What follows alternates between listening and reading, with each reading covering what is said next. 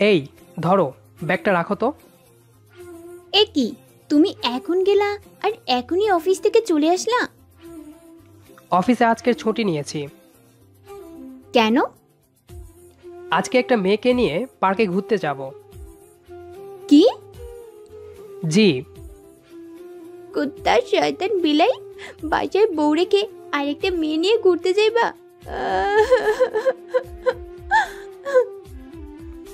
এই না না, সেটা না।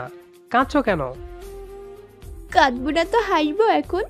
আমাকে বললেই পারতা আমি আরেকজনকে ভালোবাসি, তাহলে তো হতো। না জান, এমন কথা বলে না। চুপ, বিশ্বাসঘাতক। তোর সাথে আর কথা নাই। জীবনের থেকেও বেশি ভালোবেসেছিলাম তোকে, কিন্তু তুই বুঝলি না। অন্য একটা মেয়েকে নিয়ে পার্কে ঘুরতে যাবি? তোর লজ্জা করে না? আহ সোনা, কি বলছো তুমি? আমি শুধু তোমাকেই ভালোবাসি। আর মিথ্যা কথা বলার দরকার নেই। আমি সতী নির্ভর করতে পারবো না। আমাকে ডিভোর্স দিয়ে দাও। কি বললা তুমি? মারলা কেন? চুপ। টান দিয়ে বুকে জড়িয়ে নিলাম। চারো চারো বলছি। ছাড়বো না। আরে পাগলি বউ, আমি কি বলেছি নাকি যে অন্য একটা মেয়েকে নিয়ে ঘুরতে যাব? আমার ঘরে তো মেয়ে আছে, আর সেটা আমার বউ। মানে? আরে আমি তোমাকে নিয়ে ঘুরতে যাব, আর তুমি তো মেয়ে, না তুমি ছেলে। মেয়ে? তুমি মেয়ে হলে তো তোমাকে নিয়ে ঘুরতে যাব, তাই না? আমার সবচেয়ে কাছের পাগলিটা। এই পাগলি মেয়েটাকে ছেড়ে আমি কি অন্য মেয়ের কাছে যেতে পারি? না। তাইলে এতক্ষণ ওইসব বললে কেন? সরি। বুকে থেকে সরিয়ে দিয়ে বললাম, সরো। তুমি এতক্ষণ অনেক আজে বাজে কথা বলেছ, আমার অনেক কষ্ট হয়েছে। আমার কাছে আর আসবে না, তোমার সাথে কথা নাই। না বাবু, এমন করে না। হুশ। ওকে ওখানে রেখে দৌড়ে ছাদে চলে এলাম। কিছু বলার সুযোগ দিলাম না। ততক্ষণে আপনাদের পরিচয়টা দিয়ে দেই। আমি তানভীর, আর ওই যে রাগী মেয়েটা এতক্ষণ চেঁচামেচি করলো, ওটা হলো আমার বউ নীলা জাহান রিয়া। ওর আরেকটা নাম ছিল, কিন্তু আমি ওর নাম চেঞ্জ করে আমার নামের সাথে মিলিয়ে রেখেছি নীলা। আমি একটা জব করি, ঢাকা নামক ব্যস্ত শহরটাই বাসায় থাকি বলে নীলাকে চাকরি সুবাদে বেশি সময় দিতে পারি না। আর আজকে বসের কাছ থেকে ছুটি নিয়ে আসছি। ভাবছি বউকে নিয়ে ঘুরতে যাব।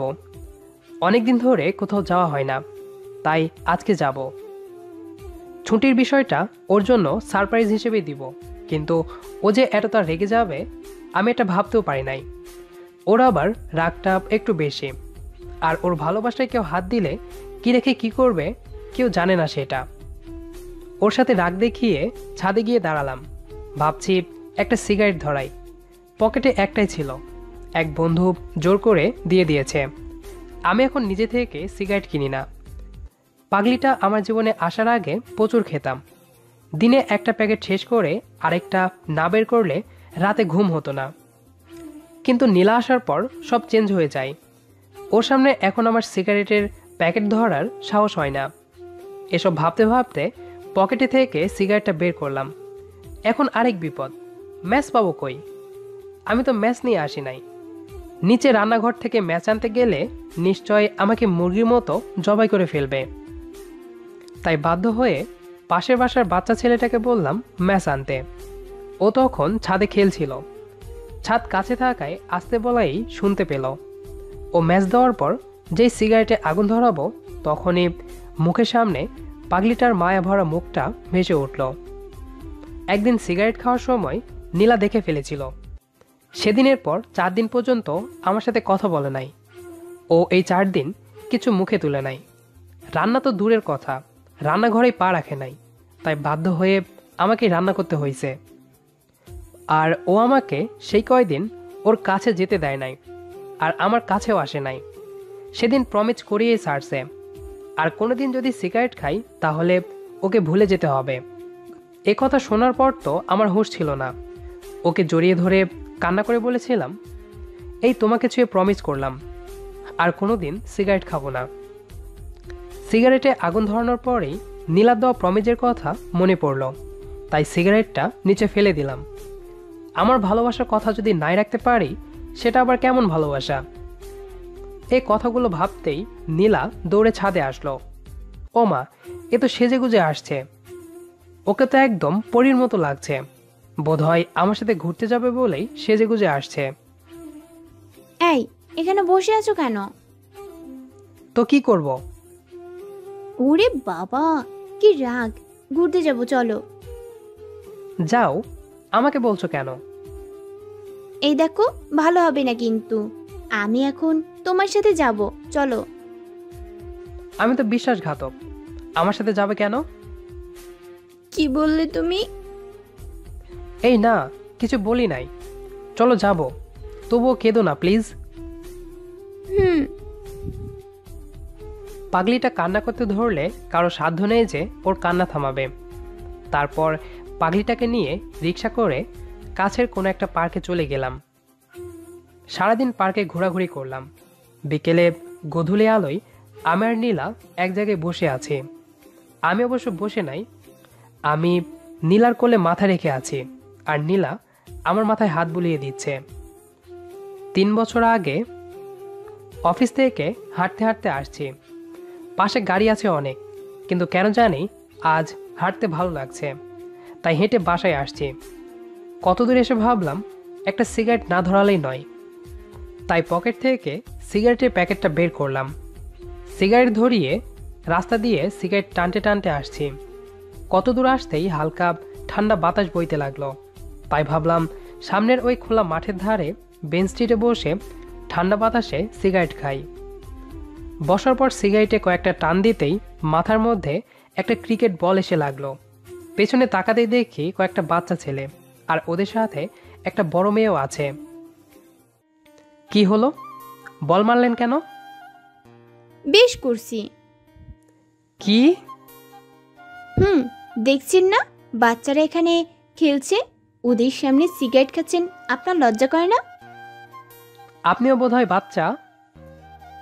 এই, মুখ সামলে কথা বলুন। আমি বাচ্চা হব কেন?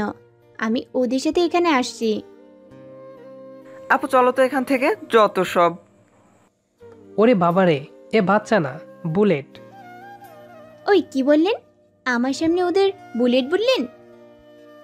ওরা বুলেট হলে আপনি বোমা। অচেনা একটা ছেলের সাথে এভাবে ঝগড়া করছেন। আপনি যদি সিগারেট এখানে বসে না খেতেন, তাহলে আমরা আপনার সাথে ঝগড়া করতাম নাকি? আমার যেখানে ইচ্ছে সেখানে খাবো, আপনার সমস্যা কি?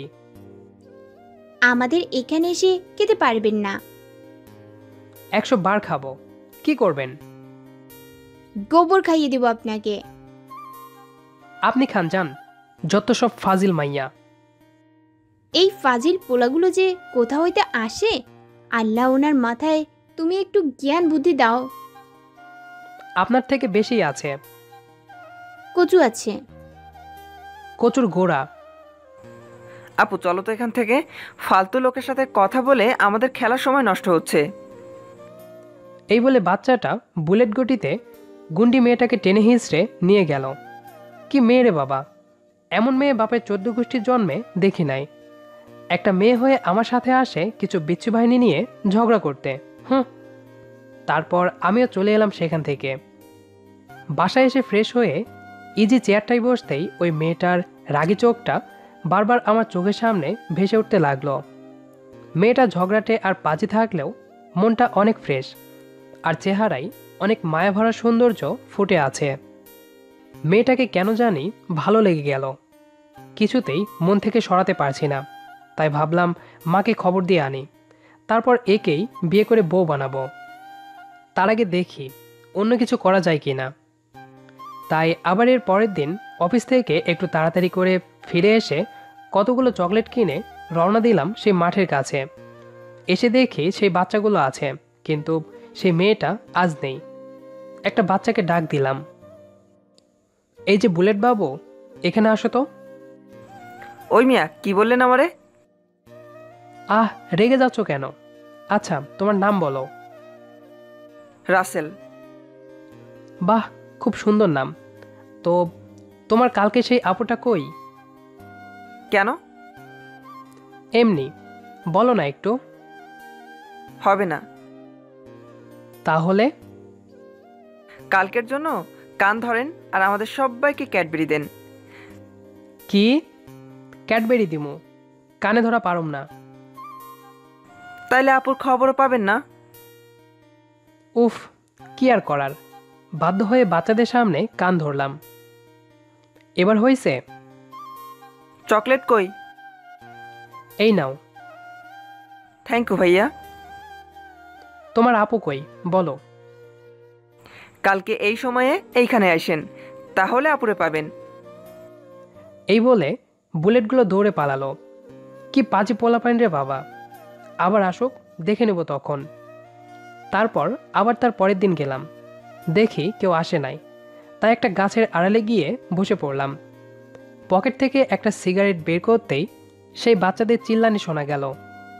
পেছনে তাকাতেই দেখি সেই বাচ্চাগুলো আর আমার ঘুম কেড়ে নেওয়া স্বপ্নপুরী এসে গেছে। ভাবলাম দেখি কি করে ওরা, তাই ওই গাছের আড়ালেই দাঁড়িয়ে ওদের কথোপকথন শুনতে লাগলাম। আপু জানো, কালকে না সেই ভাইয়াটা আসছিল। কোন ভাইয়া রে? তুমি যার সাথে সেদিন ঝগড়া করলে। কেন আসছিল? তোমাকে খুঁজতে। আমাকে খুঁজতে? কেন কেন? জানি না, কিন্তু ভাইয়াটা খুব ভালো। কি করে বুঝলি? ভাইয়াটা আমাদের সবাইকে ক্যাডবেরি দিয়েছে, আর সেই দিনের জন্য আমাদের সামনে কান ধরেছিল, অনেক সময় কান ধরে দাঁড়িয়ে আছিল। কি? তোদের কথায় ওই লোকটা কান ধরেছে? আরে না, উনি তোমাকে খুঁজছিল। আমরা বলছি কানে না ধরলে তোমার কথা বলবো না। তাই? তাহলে আমার জন্য কান ধরছে? হ্যাঁ। তারপর কি বলছে? তারপর আমি বলছি কালকে এখানে আসতে, কিন্তু এখনো তো এলো না। ও, তাহলে বোধহয় আর আসবে না। তোরা একটা এত বড় লোককে কানে ধরিয়েছিস, ওনার তো একটু অপমান হয়েছে তাই না? তাই তো আপু। তোদের এটা উচিত ছিল না। তাহলে আবার আসলে সরি বলবানে। আচ্ছা বলিস, চল বল আন খেলবো। হি হি হি হি। আমি এতক্ষণ ওদের কথা লুকিয়ে শুনছিলাম, কোনো মতে হাসি চাপিয়ে রাখছি।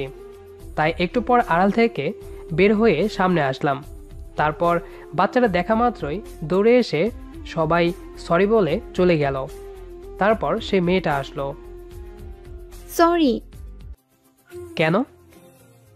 কাল ওরা যা করছে তার জন্য, আর সেদিন আমাদের সাথে যে ঝগড়া হয়েছে তার জন্য। আচ্ছা ওকে, আমিও দুঃখিত। এই বাচ্চারা এদিকে আসো সবাই।